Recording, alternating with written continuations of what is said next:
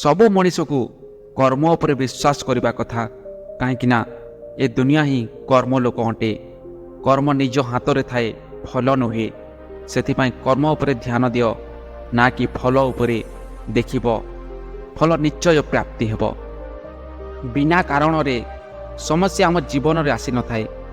ସେ ସମସ୍ୟା ଆମ ଜୀବନକୁ ଚିହ୍ନିବାରେ ସାହାଯ୍ୟ କରିଥାଏ କି ଆମେ ଦୁର୍ବଳ ଅଛୁ ନା ମଜବୁତ। ଯଦି ନିଜ ଭବିଷ୍ୟତକୁ ସୁନ୍ଦର ରୂପେ ଗଢ଼ିବାକୁ ଚାହୁଁଛ ତ ପ୍ରଥମେ ନିଜ ଶରୀରକୁ ସୁନ୍ଦର ରୂପେ ଗଢ଼ିବାକୁ ଚେଷ୍ଟା କର। କାହିଁକିନା ଯେତେବେଳେ ତମ ଶରୀର ତମ ହାତ ଛାଡ଼ିଦେବ ନା, ତ କରିବାକୁ କିଛି କାମ ଥିବ ନା ସମୟ ଥିବ।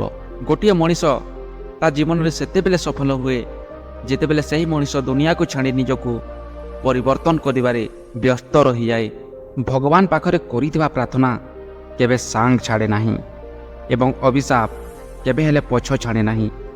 ଯେଉଁ ଜିନିଷ ଦେବ ତାହା ପୁଣି ଫେରିକି ଆସିବ, ତାହା ପ୍ରେମ ହୋଇଥାଉ କିମ୍ବା ଧୋକା।